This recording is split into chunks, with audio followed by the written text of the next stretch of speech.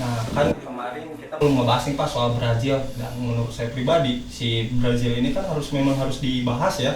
Dari kultur sepak bola udah kuat juga, namun sayangnya kemarin terbentur durasi juga, Ya, agak kurang sangat disayangkan gak dibahas itu.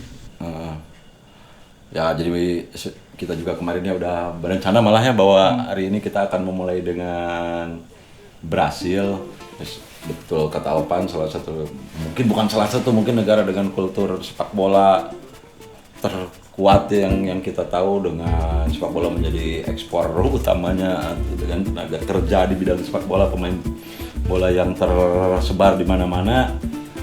Nah, hingga menjadi budaya, dan memang kita harus mulainya juga memang dari budaya juga ketika kita berbicara tentang sepak bola di Brasil, karena semuanya berhubungan dengan budaya lah ketika berbicara sepak bola di Brasil, tidak terlepas dari budaya.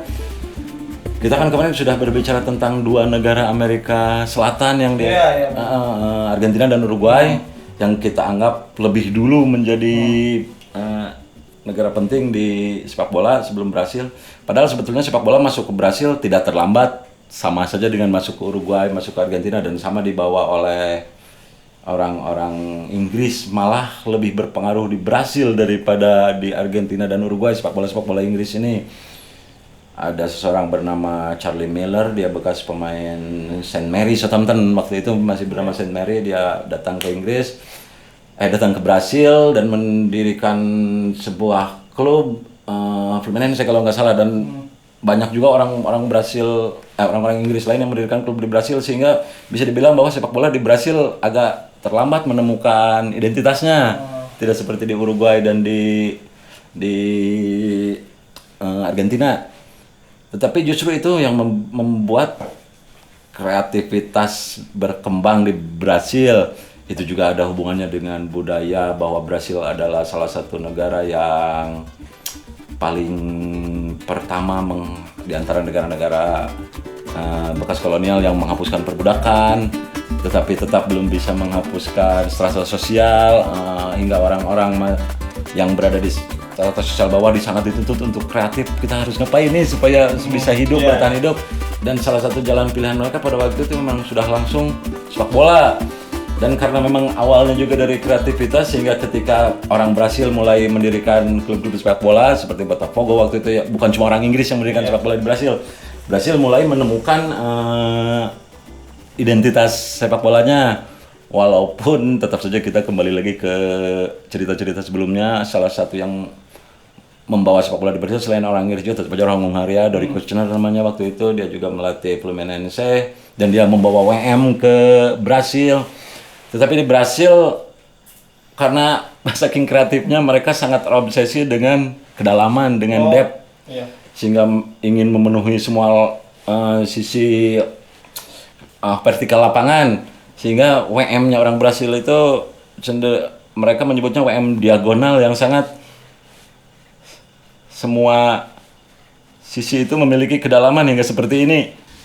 Antara gelandang yang satu benar-benar gelandang serang, yang satu gelandang bertahan, dan Brasil itu menciptakan hal seperti ini hingga akhirnya semakin bertahan, salah satu gelandang bertahannya ini menjadi sejajar dengan dengan back tengah yang pada waktu itu. Oh, ini alasan kenapa, maaf jadi saya potong ya Pak. Jadi alasan ketika di episode pertama Pak bilang bahwa Brazil itu yang bisa dibilang pelopori back 4. Ya, walaupun itu sebetulnya berasal dari gelandang bertahan yang dari salah satu gelandang yang mencoba membuat kedalaman dengan gelandang lainnya, sehingga oleh seorang Paraguay, justru yang selain orang Hungaria adalah orang Paraguay yang di klub Sao Paulo kalau nggak salah, Fleitas Solik waktu itu, dia benar-benar membuat si gelandang bertahannya ini ya akhirnya menjadi sejajar dengan pemain belakang, sehingga sepak bola Brasil pada saat itu ya bisa dibilang akhirnya menjadi 4-2-4 seperti ini. Dan ini sudah menjadi budaya di Brasil sebelum timnas Brasilnya juga berhasil. Sebetulnya di tahun 50 juga Brasil sudah membuat timnas yang sangat kuat dan menjadi favorit Piala Dunia, tapi sayang waktu itu di kandang sendiri di Maracana mereka kalah dari Uruguay. Dan itu sangat memotivasi Brasil untuk menjadi negara yang sangat kuat sepak bola, dan akhirnya pada tahun 58 dengan 4-2-4-nya ini mereka menjadi tim terbaik lah di dunia timnasnya, dan bahkan bisa juara sampai 3 kali. Dan yang paling menonjol tentu dari Brasil waktu itu bahwa mereka diberkati atau mempunyai pemain-pemain yang sangat talented lah, sangat Mungkin Pele. ya, Pele adalah mungkin bisa dibilang adalah link dari generasi 58 yang terdiri dari pemain seperti Garincha, Didi, Papa, dan link di tahun 70-an dari Rivellino dan lain-lain. Satu yang bertahan dari 58 ke 70 itu adalah Pele. Dan tim Brasil dari tahun 58 sampai 70 ini benar-benar melambangkan kultur Brasil yang bebas, yang multikultur, dan yang segala sesuatu harus mengandalkan kreativitas. Bahkan ada yang bilang bahwa orang Brasil bermain sepak bola seperti memainkan musik jazz lah, bahwa intinya adalah improvisasi menurut mereka. Dan itu bertahan sampai sekarang, kesan Brasil, sepak bola Brasil seperti itu, walaupun prestasinya turun naik, tapi kesan sampai ada istilah Jogo Bonito kesininya. Dan bahkan dengan musik, dengan kehidupan sehari-hari orang Brasil itu betul-betul membawa sepak bola ke level lain lah dengan improvisasi mereka. Nah, untuk di negara lain, apakah ada yang serevolusioner seperti Brazil ini, Pak? Apalagi atau enggak? Iya. Mungkin Brasil itu juara dunia berapa? 5 kali ya?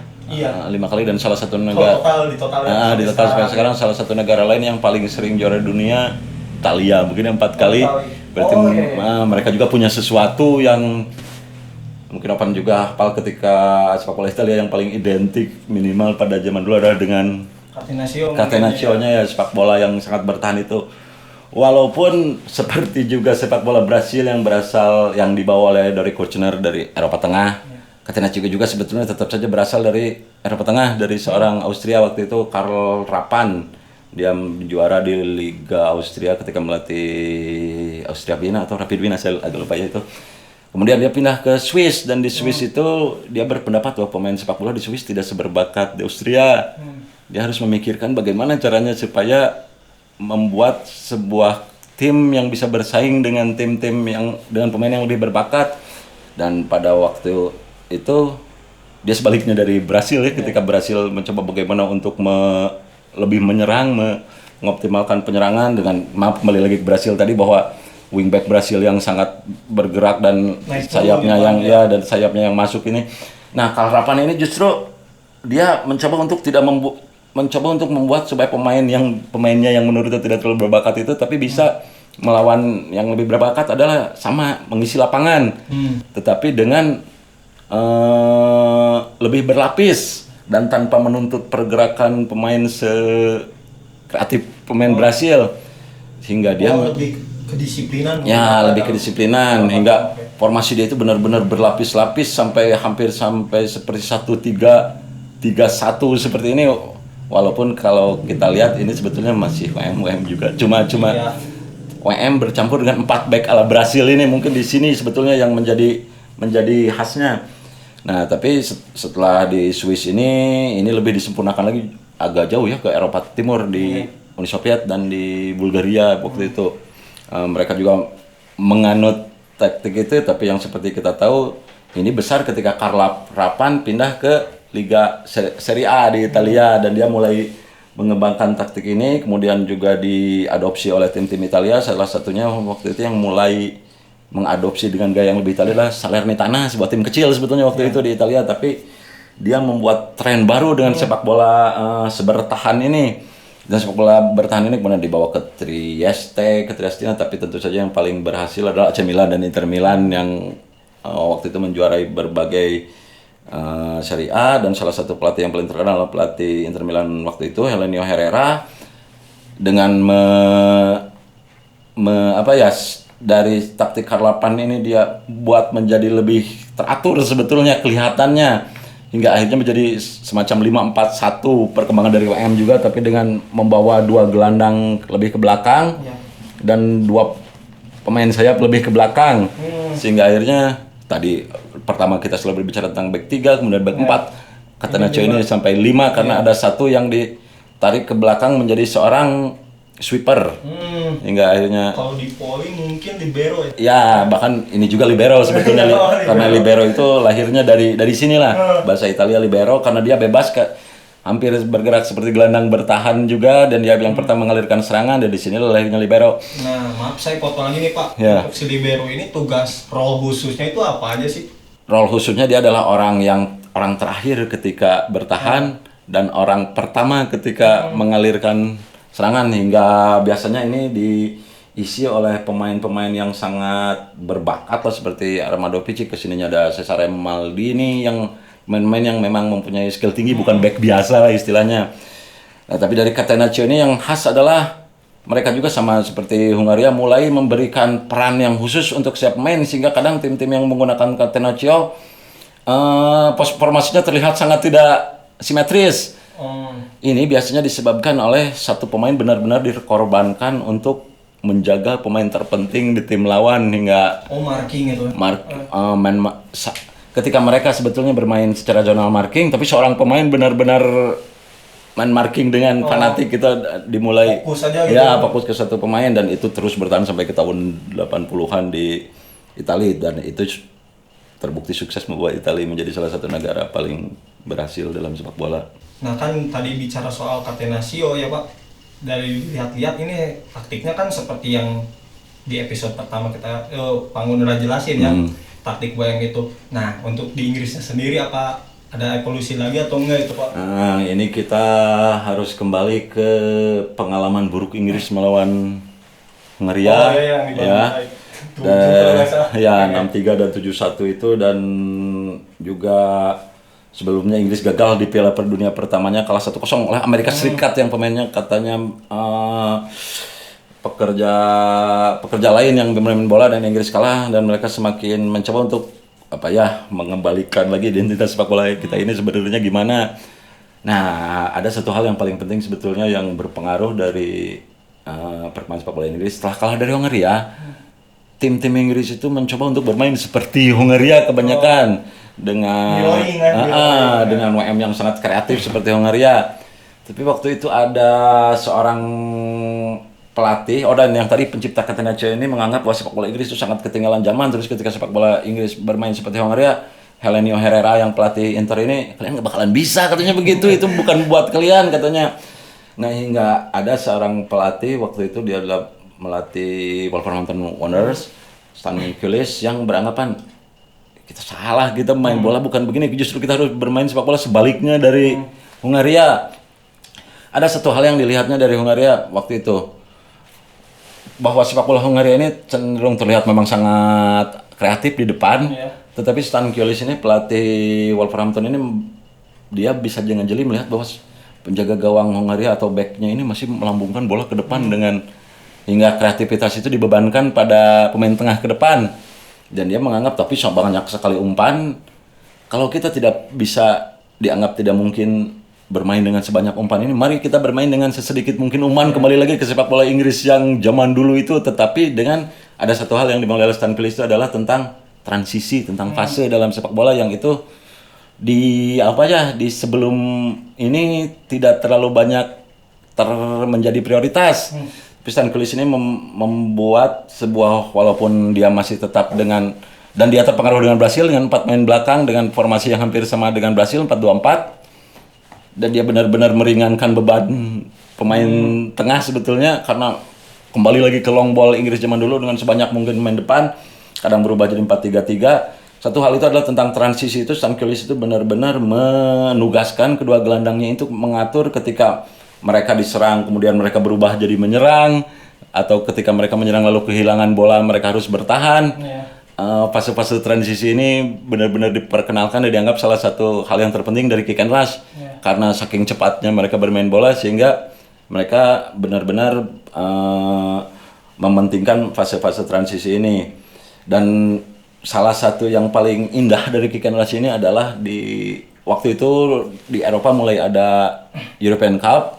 Dan salah satu hal yang paling dibanggakan oleh kita, Wolverhampton Wanderers berhasil mengalahkan Honved. Dendam mereka lama itu terbayar dengan sepak bola gaya baru Inggris. Dan ini menandai dengan keikutsertaan Wolverhampton Wanderers dan Tottenham Hotspur di European Cup, ini menandai era baru sebetulnya di Eropa ketika tim klub-klub mulai bertemu di liga yang khusus di Eropa. Dan waktu itu juga tentu saja ini Opan lebih hafal ya, karena salah satu tim yang paling pertama menguasai European Cup ya adalah Real Madrid, dan mungkin Opan juga hafal bagaimana apa yang dilakukan oleh Madrid gitu sehingga bisa Untuk kalau Madrid sendiri ya Pak, taktik yang mereka aplikasikan untuk ketika di tahun 50-an gitu ya sampai tahun 60-an. Nah, si Madrid bisa juara European Cup itu tidak bisa dibilang pengaruh dari presiden klubnya juga Pak. Terus dia ngedatangin pelatih baru, kalau nggak salah asal Valencia gitu, tahun 54-55, musim 54-55. Yang bernama Jose Villalonga Lorente waktu itu. Nah, dan si Santiago Bernabeu ini dia ngeganti kebijakan klub. Kan biasanya pemain-pemain tuh pemain-pemain lokal doang Pak. Misalkan kita dari Inggris ya mainnya pakai pemain-pemain Inggris juga lokalan lah. Nah, si Santiago Bernabeu ini dia ngeganti tuh. Jadi pemain nggak harus dari Spanyol aja, kita mulai dari luar. Nah, pada tahun dia kedua dia ngejabat si Villalonga ini ya, dia ngedatengin pemain yang sedang naik daun di Argentina saat itu, Alfredo Di Stefano ya. Dan terbukti mereka bisa juara pada pegelaran pertama European Cup ya, yang dimenangkan oleh Real Madrid itu yang seperti Pak Mun tadi bilang. Nah, di tahun ketiganya kalau nggak salah ya, tahun 56-57 si Villalonga ini ngedatangin lagi pemain asal Stade Reims pada saat itu yang mereka kalahin di final, si Francisco Gento kalau salah, Francisco Gento, yang merupakan pemain yang cukup vital juga di taktiknya dia di tahun 58-58an kalau nggak salah. Juventus kasih yang datang. Jadi Madrid ini menciptakan sebuah tim yang kosmopolitan, mulai menggabungkan berbagai budaya sepak bola dalam satu. Ya bisa dibilang apa ya, cikal bakalnya Galacticos lah gitu. Kalau sekarang kita kenal. Nah, terbukti dengan hadirnya beberapa pemain yang berpengaruh seperti Puskas, Stefano, bahkan si Gento juga Pak. Nyabet 5 trofi UCL itu ya bisa dibilang bukan hal yang baru gitu, hal yang ngeheranin gitu ya. Yang taktik yang mereka pakai WM yang tadi seperti liga-liga Inggris pada zaman dulu, dan berhasil meredam taktik-taktik yang lebih revolusioner pada zamannya ya, dengan taktik yang klasik. Berarti di sini sepak bola sudah mulai memasuki masa baru dengan Madrid yang dengan tim yang internasional dan dengan adanya European League. Berarti ya, apalagi saya potong lagi Pak, soalnya gimana ya, taktiknya kan kuno ya bisa dibilang. Dari Italia juga udah bisa dibilang ada evolusi juga, Catenaccio bahkan ya. Nah kan Pak, tadi kita udah ngobrolin soal Real Madrid nih Pak, sampai berbicara 5 kali beruntun juara ya European Cup. Apakah ada tim lagi yang seperti Real Madrid itu berpengaruh di dunia sepak bola? Sebut saja kan yang setelah Real Madrid juara European Cup, yang juara itu cuman timnya gonta-ganti ya, seperti AC Milan, Inter Milan, Benfica, MU, Celtic juga ya, Celtic. Terus terakhir Feyenoord mungkin. Apakah ada sedominan Real Madrid itu di sama? Nah, kata kuncinya sebetulnya dari obrolan itu adalah tentang Feyenoord pernah menjadi juara Eropa. Mungkin kalau kita mundur ke beberapa tahun sebelumnya agak sulit dibayangkan sebuah tim dari Belanda menjuari European Cup pada waktu itu, dan ini melambangkan sebuah kebangkitan baru, sebuah kekuatan baru di Eropa, bahkan di dunia mungkin. Belanda itu sebetulnya sudah lama mengenal sepak bola karena mereka termasuk tidak terlalu jauh dari Inggris, tapi masalah mereka hampir sama dengan Brasil, itu agak lambat menemukan identitas sepak bola mereka. Sejak Jack Reynolds ini adalah orang yang kurang lebih satu generasi dengan Jimmy Hogan yang masuk ke Austria dan Hungaria waktu itu. Jack Reynolds ini masuk ke Inggris, dia sudah mulai memperkenalkan sepak bola di Belanda, tetapi sangat berbau Inggris. Makanya sekarang kita juga masih menemukan tim-tim sepak bola di Belanda yang memakai nama bahasa Inggris karena pengaruh sepak bola Inggris itu sangat kuat di Belanda. Go Ahead Eagles seperti itu, ada beberapa tim yang memakai nama Inggris.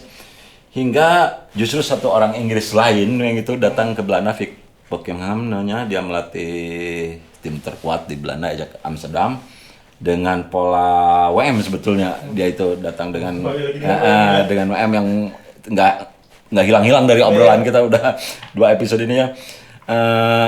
Dengan WM biasa sebetulnya dia Vic Buckingham ini, tetapi dia juga terpengaruh oleh sebuah gaya sepak bola yang lahir di Argentina.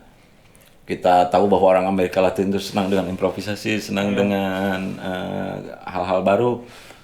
Tim di Argentina ini ada sebuah gaya yang disebut La Máquina kalau salah, atau kalau nggak salah mesin, yang sangat WM tapi sangat berotasi. Semua pemain ini ya hampir seperti permainan volley yang merotasi pemainnya seperti itu, hampir seperti itu. Dan WM yang dimainkan oleh pelatih Inggris Vic Buckingham di Ajax ini sebetulnya tidak membawa hasil karena terlalu membingungkan untuk pemain. Tetapi Vic Buckingham sendiri bukan untuk pemain, sebetulnya untuk wartawan, untuk pengamat ya. Jadi Buckingham sendiri beranggapan bahwa ini adalah sesuatu yang cocok untuk orang sini katanya, karena ada hal yang harus kita kembali lagi tidak bisa lepas dari masalah budaya, bahwa Belanda adalah, terutama Amsterdam waktu itu, sempat disebut sebagai sebuah kota yang menyimbolkan kebebasan. Orang sana sangat individualis, sangat mencintai kebebasan, sehingga Vic Buckingham yang orang luar merasa sepak bolanya juga memang harus begitu katanya, kasih kebebasan. Tetapi karena dia tidak berprestasi, akhirnya dipecat juga oleh Ajax, dan penggantinya ini Rinus Michels. Dia ada sebetulnya orang yang sangat menyukai sepak bola Buckingham. Sebetulnya dia itu dengan gayanya yang sangat fluid begitu, dan sangat kembali mementingkan transisi dan fase, tapi mungkin belum waktunya. Nah, Rinus Michels yang orang Belanda asli menganggap bahwa yang paling cocok untuk ini justru kita harus melihat juga sepak bola Amerika Latinnya dengan lebih penuh, hingga akhirnya dia memakai pola 4-2-4 sebetulnya, seperti mirip Brasil. Tetapi 4-2-4 yang juga sangat fluid, yang sangat penuh pergerakan, yang benar-benar revolusioner pada waktu itu, hingga sulit sekali untuk menyebut 4-2-4 ini bisa terlihat di lapangan, karena di lapangan mereka sibuk bergerak gitu. Sangat sibuk bergerak. Dan satu hal yang diperkenalkan oleh Rinus Michels pada waktu itu adalah barisan belakang yang pressing sangat tinggi, dan juga barisan depan yang terus mempressing lawan di daerah pertahanan sendiri. Dan itu adalah salah satu hal yang sebetulnya tidak baru amat, karena Ernst Happel di Austria sudah memulai sepak bola seperti itu. Tapi di timnas Belanda ini membawanya ke level ekstrim lah, bisa disebut begitu. Dan mereka tetap memperkenalkan libero, jadi 4 tetapi tidak sejajar, sehingga ketinggian ini tidak menyebabkan bermain dengan perangkap offset seperti di Austria, yang pengalaman Austria. Mereka tetap menjaga keberimbangan, tetapi hal yang paling mencoloknya itu tetap bahwa pergerakan pemain yang sangat fluid, dan itu katanya dimungkinkan oleh kebetulan Ajax pada saat itu diisi oleh pemain-pemain yang berjiwa bebas, yang bersedia lah untuk bermain sepak bola seperti itu, dan mereka memiliki ketahanan fisik yang juga lebih dari pemain-pemain pada zamannya, hingga orang menyebut bahwa ini adalah kombinasi pertama antara high pressing dengan zonal marking, antara sepak bola instinktif dengan sepak bola yang terstruktur gitu. Ini adalah hal yang hingga sepak bola yang sangat lengkap, hingga muncullah istilah total football. Karena ya dari tim Ajax Rinus Michels ini, walaupun yang bintang pertama itu justru bukan pemain Belanda, tapi seorang pemain Yugoslavia, Velibor Velisic, yang posisinya adalah libero ala Itali, tetapi dia jauh lebih bebas daripada libero Itali. Dan tentu saja kesini yang kita mengenal Johan Cruyff, yang akhirnya menjadi nyawa tim Ajax pada saat itu. Walaupun ada sebuah miskonsepsinya bahwa dan Ajax berhasil menjadi juara Liga Champions sampai 3 kali berturut-turut, walaupun orang menganggap bahwa itu adalah Rinus Michels yang menjuaranya, padahal bukan. Ada seorang pelatih asal Hungaria juga, Stefan Kovac, yang menjadi pelatih Ajax pada waktu itu, karena Rinus Michels melatih timnas Belanda ya, yang sering disebut sebagai salah satu timnas terbaik sepanjang zaman, walaupun sama seperti dari kedua pelatih itu tercampur mungkin ya. Dan sering disebut tadi Belanda sering disebut tim terbaik sepanjang zaman, tapi sama dengan Hungaria tidak pernah juara dunia juga gitu. Tapi total football ini tentu adalah sesuatu yang berpengaruh sampai pada saat ini mungkin kita masih bisa menemukan sisa-sisanya. Nah kalau ngomongin Belanda kan terutama tetangga-tetangganya ya Pak ya, Ya. saja Prancis atau mungkin Jerman. Untuk yang sendiri itu gimana coba Pak? Nah, termasuk Jerman itu karena mereka juga yang menggagalkan Belanda untuk menjadi juara dunia. Ketika juara dunia 1974 itu orang sudah menganggap satu-satunya tim yang pantas menjadi juara dunia adalah Belanda, tapi juga orang sudah menganggap bahwa satu-satunya tim yang bisa mengalahkan Belanda adalah Jerman. Pada waktu itu Jerman, salah satu kekhasan dari sepak bola Jerman adalah mereka sangat tekun mempelajari lawan main, hingga banyak orang yang menyebut bahwa sepak bola Jerman itu adalah sepak bola yang sangat reaktif. Mereka melihat lawan bermain seperti apa dan mereka menyesuaikan strategi main mereka sesuai dengan lawan.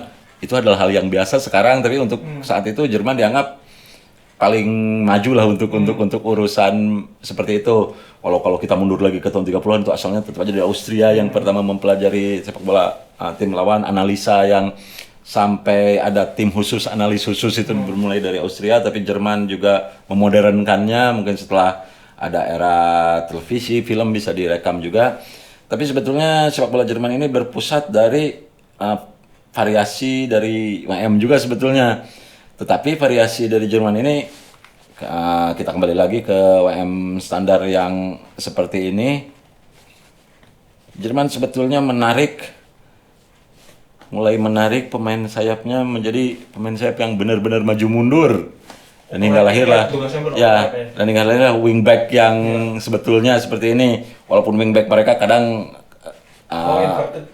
katen saja juga masuk ke dalam, hingga lahirlah salah satu formasi yang cukup lama populer juga 3-5-2. Dengan Belanda yang bermain dengan 4 back, dengan Jerman yang bermain 3 back. Ini menjadi akhirnya untuk beberapa puluh tahun menjadi dua kutub yang selalu cabang yang berbeda cabang berbeda antara sepak bola dengan jumlah 3 center back dan sepak bola dengan 2 center back, ya karena mungkin salah satu yang membuat orang melihat bahwa ini adalah dua kutub yang berbeda adalah ya persaingan Jerman Belanda ini mungkin dengan apa lagi saya potong ya Pak, untuk ini kan yang nerapin 3 back dari konsistensinya mungkin Jerman mungkin ya si Belanda ketika OP-OP-nya. Tapi kenapa 3-5-2 ini 3-5-2 kan ya? 3-5-2 ini sering dipakai tim-tim Italia Pak. Karena konsep liberonya ini sendiri berasal dari Italia. Seperti kita kembali lagi ke bahwa mereka membuat kedalaman bukan dari Italia, kita bisa sebut dari Swiss, Austria, akhirnya dimatangkan di Italia itu karena konsep ininya yang berasal dari Italia, sehingga memang asalnya memang dari Italia. Bahkan ketika tapi Italia wingbacknya jauh lebih bertahan sebetulnya, biasanya salah satu wingbacknya jauh lebih bertahan, dan yang membedakan antara sweeper Italia dengan sweeper Jerman ini adalah peran sweeper di Jerman ini biasanya dipegang oleh pemain paling penting di tim itu. Kita tahu Franz Beckenbauer, kemudian ke zaman kesininya kita ada Lothar Matthäus, Matthias Sammer, mereka selalu pemain yang sangat skillful, pemain yang sangat lengkap di Jerman. Tapi ya sepak bola Jerman tetap dianggap sebagai sepak bola yang reaktif, mungkin tidak seindah sepak bola Belanda ini, tapi tetap aja sangat efektif. Dan kan kita ngomongin 3-5-2 di Italia ya Pak. Cuman ada salah satu formasi lagi yang sering dipakai terutama oleh Ancelotti sekarang di Madrid ya, terutama Pak. Dia pakai 4-4-2. Otomatis saya lihat juga di yang lama-lama gitu kan. Mourinho juga ketika di Inter pakai 4-4-2 untuk melawan Barcelona. Apakah 4-4-2 gimana sih Pak perkembangannya gitu? Yang belum diobrolin gitu. Ketika sepak bola semakin cepat ya dengan gaya-gaya Belanda ini, sepak bola, taktik yang formasi yang waktu itu salah satu formasi yang paling populer 4-2-4 ala Brasil ini menjadi sangat riskan. Nah, muncullah salah satu pelatih yang sebetulnya ini mungkin adalah salah satu pelatih yang sangat cukup penting di dunia, namanya Vladimir Lobanovskyi dari Dinamo Kiev. Dia melatih Dinamo Kiev mungkin hampir 40 tahun itu seperti itu, dan dia adalah seorang yang sangat detail terhadap sisi pertandingan. Dia mulai menarik seorang pemainnya ke belakang hingga formasi 4-2-4 ini dia jadikan lebih ke arah 4-4-2 sebetulnya. Dan ini memberikan keseimbangan untuk tim yang tidak ditemukan pada 4-2-4 ketika fullback harus selalu turun naik dan kedua pemain sayap lebih harus selalu masuk keluar dalam.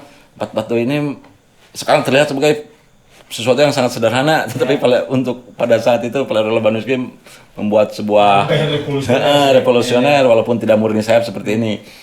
Tetapi 4-4-2 ini kembali mendapatkan popularitas yang sangat besar justru dari variasi lainnya. Ketika berbentuk seperti ini, ketika benar-benar tidak memakai pemain sayap murni, itu dengan apa yang disebut kesininya mungkin disebut diamond, 4-4-2 diamond. Ini mungkin salah satu tim yang paling terkenal memakainya adalah timnas Prancis pada zaman Michel Platini. Zaman modern sekarang Ramadi juga pakai, Pak. Ya, tapi kita salah satu yang paling legendaris dengan formasi ini adalah timnas Prancis pada tahun 80-an dengan Michel Platini yang sebagai attacking midfielder tanpa pemain sayap. Yang bertindak sebagai pemain sayap itu justru adalah kedua strikernya ini selalu membuka ruang untuk para gelandang. Maaf, saya potong lagi, Pak. Kalau di 3-5-2 kan tadi yang Jerman pakai, dia kan yang role-nya bebas itu libero kan. Ya. Kalau di 4-4-2 Diamond ini berarti playmaker ini Pak. Ya, playmaker. Ya, ini meneruskan tradisi nomor 10 yang dari zaman Puskás, Pele dan akhirnya Michel Platini juga semakin bebas. Tapi kemudian 4-4-2 Lobanovský tadi berkembang kembali lagi menjadi 4-4-2 yang lebih flat. Dan ini juga meraih popularitas dengan keberhasilan tim-tim Inggris di European Cup waktu itu. Liverpool juara 3 kali, Aston Villa benar-benar mendominasi. Dan tentu saja yang paling membuatnya terkenal justru ketika kita mulai memasuki tahun 90-an dengan sepak bolanya Alex Ferguson. Yang menggunakan 4-4-2 yang hampir flat ini juga. Cuma salah satu khas dari Alex Ferguson adalah sebetulnya ada kedalaman antara dua strikernya ini, bukan dua striker yang mirip, yang salah satu selalu lebih dalam, dan pemain sayapnya ini biasanya berkarakter yang berbeda, bisa yang kanan yang yang satu benar-benar gelandang. Tapi salah satu hal dari Alex Ferguson juga, Alex Ferguson dianggap sebagai seseorang yang sangat fanatik 4-4-2, padahal sebetulnya tidak juga, bahkan mungkin salah satu manajer pertama yang benar-benar yang benar-benar adaptif justru. Alex Ferguson itu dalam karirnya yang panjang dia sebetulnya menggunakan beberapa cara bermain, dan dia juga sangat terkenal dengan ketika melakukan pergantian pemain tiba-tiba sampai menggunakan 3-5-2 tiba-tiba berubah 3-5-2 tiba-tiba berubah 3-4-3, kemudian ketika menjelang pensiunnya dia mengikuti salah satu tren pada saat itu 4-2-3-1, selalu adaptif.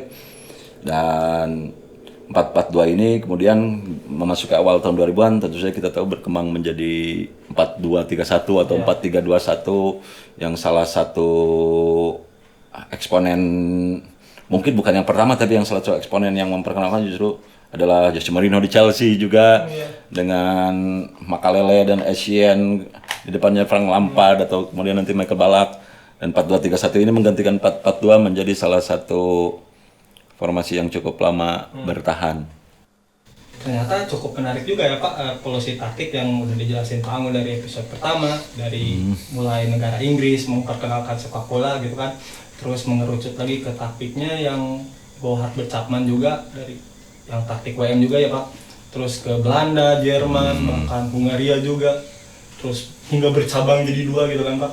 Cuman gimana ya, untuk sepak bola sendiri ternyata Inggris dong Pak yang lebih berpengaruh besar untuk dunia sepak bola. Ya tentu saja, karena seperti kita bicarakan di episode 1 bahwa sepak bola sebagai sebuah olahraga yang terorganisir memang dimulai dari Inggris dan kemudian ke tanah-tanah Britania lainnya.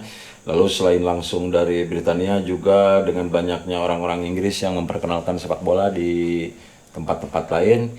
Tetapi kita juga tidak bisa mengabaikan kontribusi dari budaya tempat-tempat lain yang telah memberikan karakter mereka pada sepak bola, seperti improvisasinya orang Amerika Selatan yang hampir membuat sepak bola seperti seni, kemudian orang Eropa Tengah yang mempelajari sepak bola dengan begitu saintifiknya pada waktu itu, orang Italia yang dengan pragmatisme, sepak bola pragmatisnya, orang Belanda dengan karakter bebasnya dan individual pada sepak bola, dan semuanya membuat sepak bola menjadi berwarna dan terus berevolusi. Tergantung entitasnya juga mungkin apa. Iya. Ya abad 21 mungkin Barcelona yang menurut saya pribadi hampir sama dengan taktik Belanda yang total football itu. Ya. Kalau memang lihat ke belakang apa Ya itu juga menjadi salah satu bukti bahwa taktik setiap gaya sepak bola itu selalu berasal dari gaya-gaya sebelumnya, dan seperti Barcelona yang tetap tidak kehilangan roh Belanda dari zaman Rinus Michels dan Johan Cruyff juga, walaupun tetap dimainkan dengan karakter Spanyol, mungkin itu tidak murni sepak bola Belanda, dan itu membuktikan bahwa sepak bola semakin berfusi antara budaya dan tapi tetap berevolusi. Bahkan masih berhubungan dengan Barcelona, ada orang yang menyebutkan bahwa sepak bola Pep Guardiola sekarang di Manchester City, dan Pep Guardiola adalah seorang yang sangat adaptif. Katanya sepak bola Pep Guardiola di Manchester City mengingatkan orang pada sepak bola WM yang sudah lama tidak dipakai orang, tiba-tiba sekarang dilihat orang muncul di sepak bolanya Pep Guardiola seperti itu. hampir sama kayak Bayer Leverkusen dan Girona mungkin ya Pak? Nah itu juga Bayer Leverkusen dan Girona banyak yang menyebut sepak bola mereka sangat pragmatis. Tapi memang kadang sepak bola yang pragmatis juga memang bisa mengalahkan sepak bola yang menarik, yang lebih ada masanya, selalu ada masanya sesuai dengan evolusi sepak bola ini. Nah, kalau untuk taktik abad 21 ini menurut saya pribadi ya Pak ya, kan udah terlalu banyak ya kan sumber-sumbernya juga. Jadi ya mungkin untuk pembahasan selanjutnya saya bahas juga dengan teman-teman saya. Iya. Ngomong-ngomong terima kasih ya Pak ya. Iya, sama-sama.